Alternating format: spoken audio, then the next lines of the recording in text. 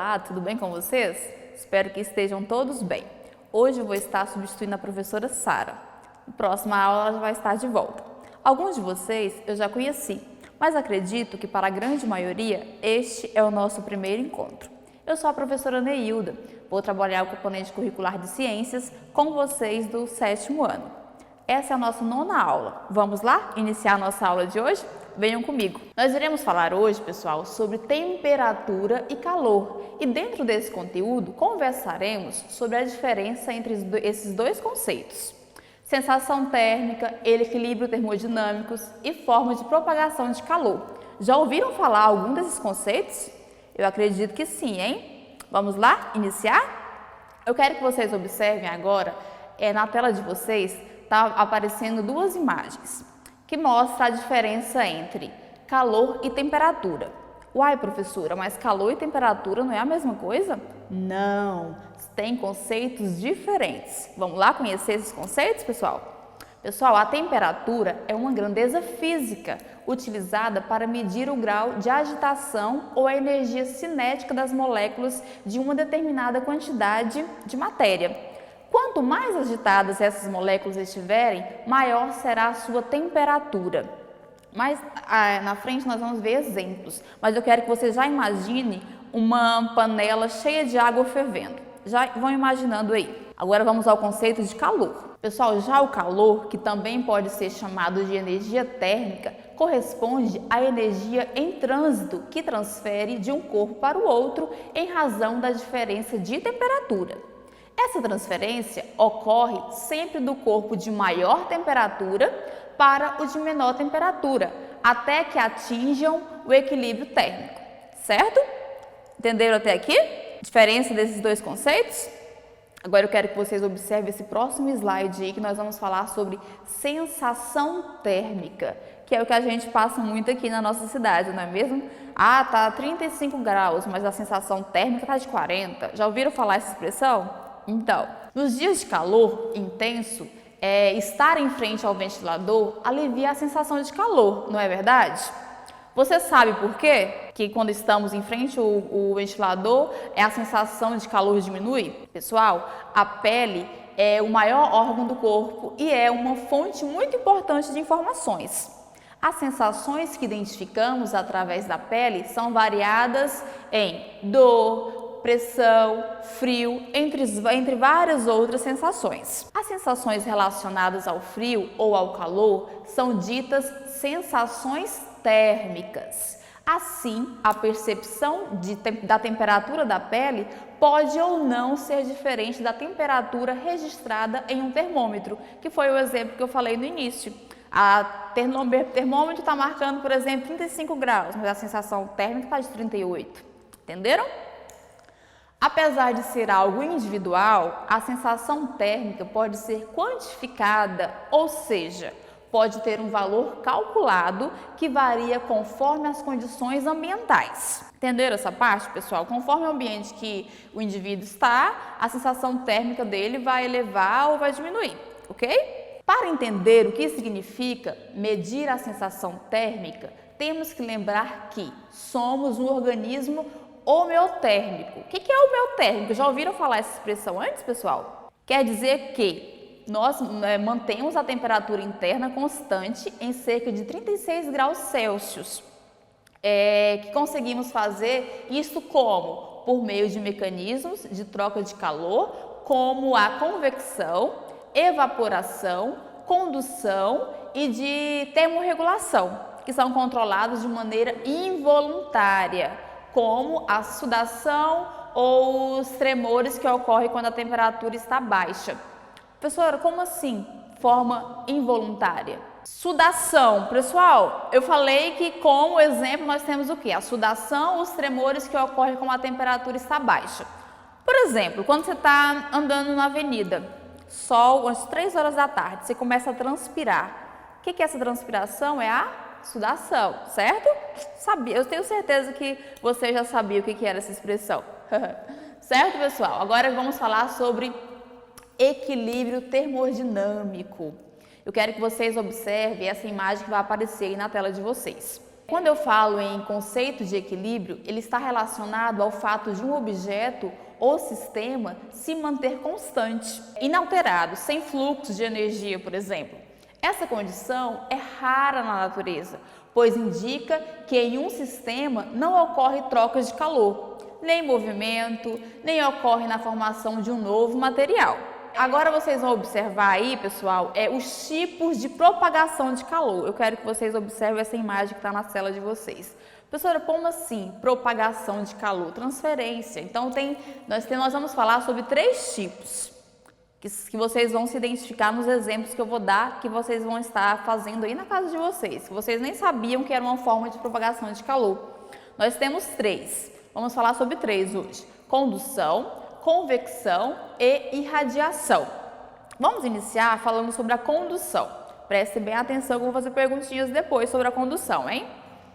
A condução é o processo de propagação do calor que se dá por transferência de energia entre as partículas, que são os átomos ou as moléculas, com o aumento da temperatura de um corpo sólido. Como assim? Ou seja, seja por aquecimento ou contato com outro mais quente. A energia cinética também aumenta. Esse processo pode ser percebido quando se aquece uma das extremidades de uma barra metálica. Quando você aquece, você vai colocar a mão, você vai sentindo como se fosse esquentando aos poucos, não é mesmo? Então, é assim que acontece, pessoal. Agora vamos à próxima forma de condução de calor. Vamos falar sobre a convecção. Já ouviram falar essa palavrinha antes? Convecção? Acho que sim. Alguns responderam sim aí, eu tenho certeza. Então, pessoal, esse tipo de propagação de calor ocorre em substâncias que estejam no estado líquido ou gasoso. Criam-se correntes circulares chamadas de correntes de convecção, as quais são determinadas pela diferença de densidade entre o fluido mais quente e o fluido mais frio, certo? Agora nós vamos falar sobre a irradiação. Essa é bem interessante, acredito que vocês vão gostar. Pessoal, essa é a única forma de calor que se propaga sem necessidade de um meio físico.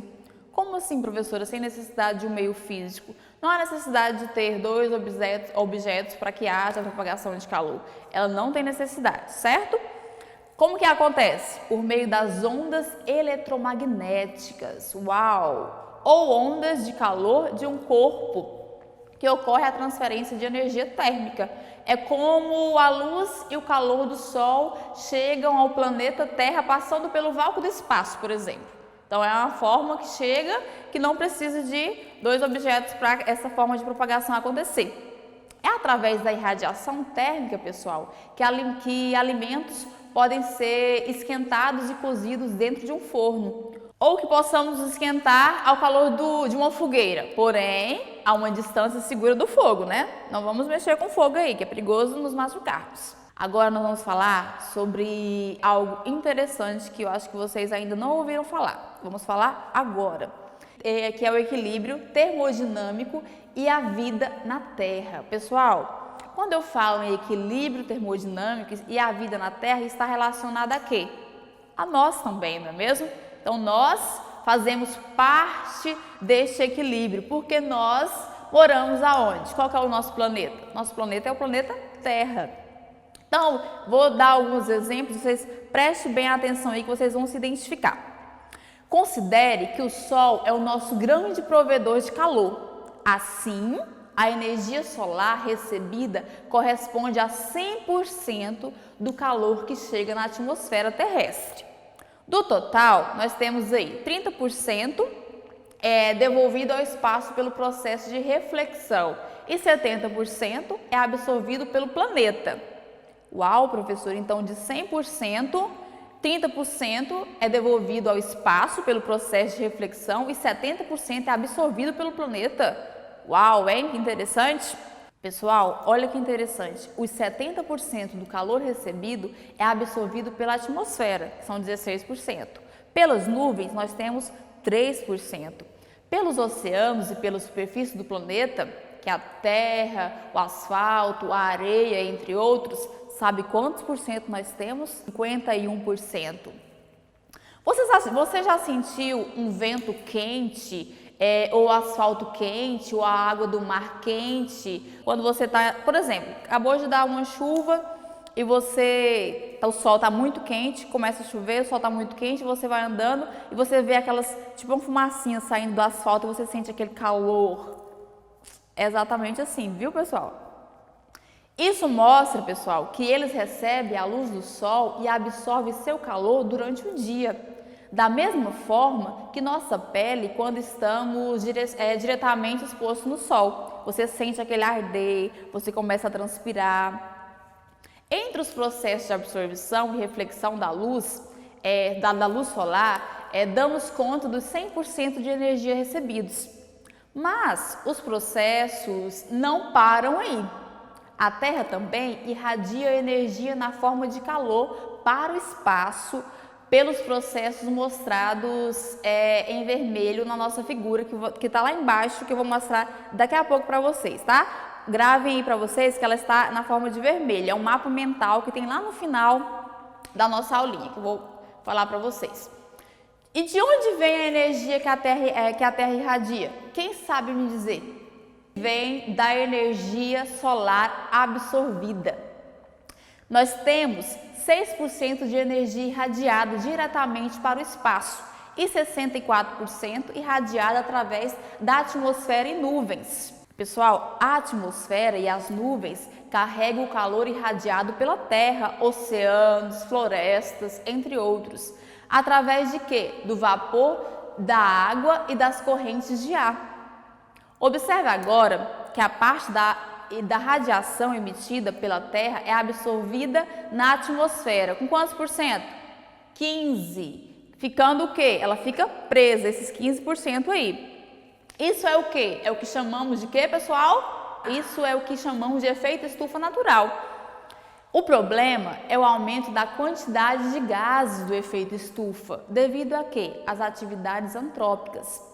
Uma quantidade maior desses gases implica no aumento dessas porcentagens e no aumento da temperatura medida na Terra.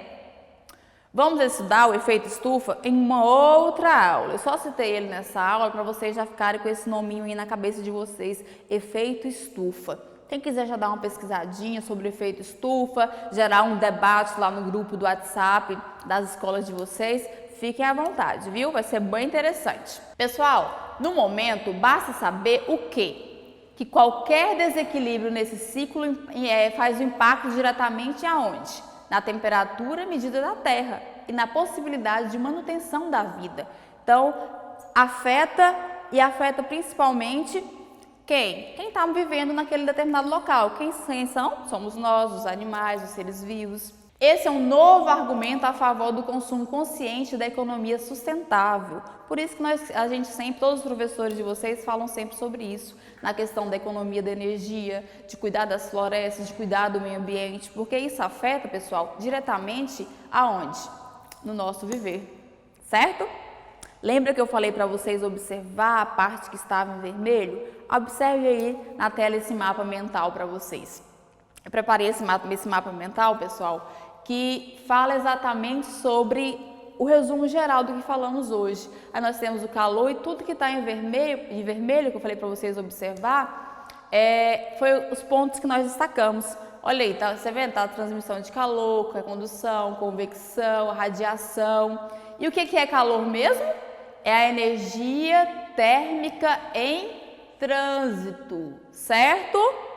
Eu quero que vocês observem esse mapa mental direitinho. Depois quero que vocês revisem, voltem novamente nesse mapa mental. Nossa aula está chegando ao fim, mas vocês podem voltar, podem assistir em outro momento, ok, pessoal? Então, queridos alunos, que no decorrer deste ano você seja como uma árvore, que juntos possamos semear conhecimentos e no final colhermos os frutos dessa parceria de sucesso. Espero que vocês estejam se cuidando, espero que vocês estejam acompanhando todo o material na plataforma Palmas Homeschool. Debatem, façam debate nos grupos das escolas, contem sempre com os professores de vocês, fiquem bem, se cuidem e um grande abraço virtual da professora Neilda.